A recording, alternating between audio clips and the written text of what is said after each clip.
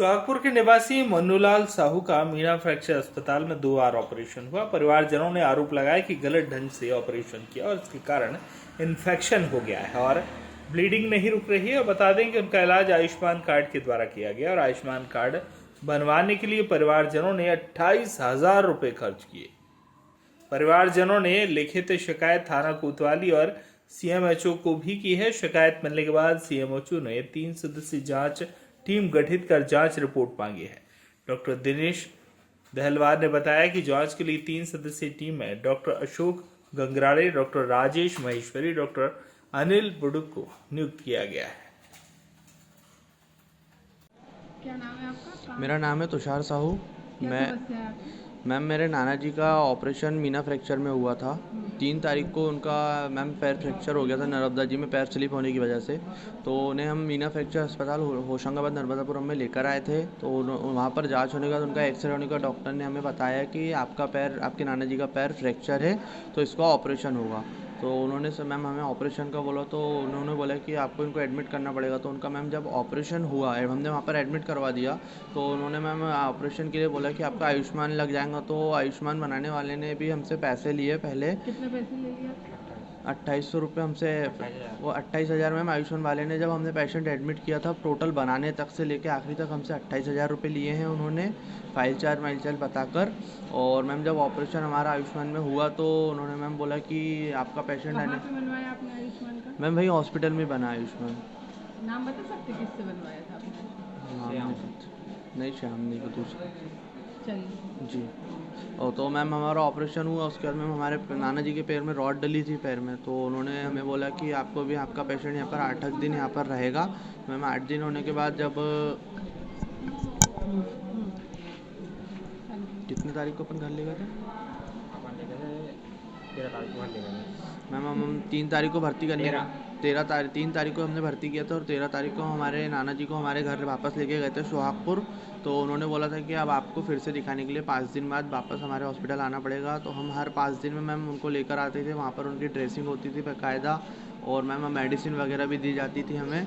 तो मेडिसिन वगैरह हम लेते थे, हर 5 दिन में हमको बुलाया। ऐसे ही यही प्रोसेस हमारी महीने भर चली। और जब महीने भर बाद बोला उन्होंने कि एक बार आपका एक्सरे फिर से करके देखा जाए कि आपकी जो आपके पैर में जो रॉड डली उसकी स्थिति कैसी है। तो हमने ठीक है बोला। तो मैम जब उन्होंने हमारा चलते फिर से री एक्सरा किया उन्होंने, तो एक्सरे में मैम जो पैर में 2 बोल्ट डले थे हमारे जांघ के पास, वो उसमें से 1 बोल्ट खिसक गया है। तो उसका फिर से मैम उन्होंने बोला कि फिर से इसका ऑपरेशन करना पड़ेगा और इसको सही करना पड़ेगा। तो हमने बोला ठीक है। तो उन्होंने मैम जिस दिन हमने एडमिट किया था उसी दिन शाम को हमारा ऑपरेशन कर दिया।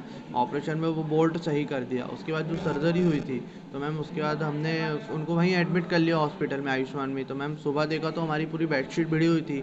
तो हमने उनसे बोला कि इसमें मैं सर ब्लीडिंग आ रही है। तो उन्होंने हमसे ये बोला कि आपको जो ब्लीडिंग आ रही है, बोले जहाँ पे जो जमा वाला खून रहता है, गंदा खून, वो निकल रहा है। ऐसे ही 2-3 दिन तक उन्होंने हमसे बोला, बोले आप ये मेडिसिन लेते रहो, ये बंद हो जाएगा। तो मैम जैसे चलता रहा। फिर मैम आज पूरे 13 दिन हो गए, वो ब्लीडिंग अभी तक नहीं बंद हुई है। जब मैम 16-17 तारीख को हमने देखा कि अभी इनसे कंट्रोल नहीं हो रहा, तो हमने ये सोचा, इन्होंने हमारा ब्लड टेस्ट करवाया था। ब्लड टेस्ट रिपोर्ट में कुछ ना आने के कारण हमने हमारे पेशेंट को मैम हॉस्पिटल से डिस्चार्ज करवा लिया कि यहाँ पर अगर हम कराएंगे तो हमें डर था कि इन्फेक्शन ज़्यादा फैल ना जाए। पैर में उनके इन्फेक्शन फैल चुका था। मैम वहाँ से डिस्चार्ज कराने के बाद हम हमारे नाना जी को मैम नागपुर लेकर गए। नागपुर के बेस्ट सर्जन डॉक्टर चाणक्य के पास लेकर गए।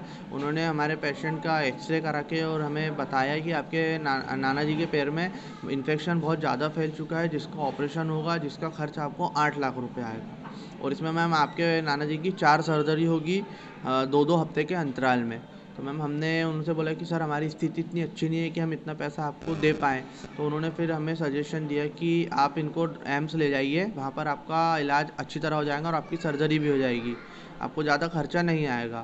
तो फिर उसके बाद मैम हम एम्स का लेके जाने वाले थे। तो फिर हमने डॉक्टर सर से बात करी कि सर ऐसी ऐसी बात है, हमें वहाँ पर ये बताया। तो उन्होंने बोला कि हमने तो इलाज सही किया था आपका, ये हमें नहीं पता। तो मैम उन्होंने बोला कि नकार दिया, बोले इसमें आपकी गलती, वो हमारी गलती को बोल रहे हैं। हम तो हर 5 दिन में उनको लेकर गए थे। तो अभी क्या बोल रहे हैं डॉक्टर? मैम फिर हमने उनकी FIR करवाई थाना कोतवाली में नर्मदापुरम में। तो उन्होंने हमें मेडिकल के लिए नर्मदापुरम स्वास्थ्य चिकित्सालय, जिला चिकित्सालय में हमको भर्ती करवाया है। तो यहाँ पर हमारी सारी जाँचें चल रही है। आज हमारा 3रा दिन है यहाँ पर एडमिट हुए।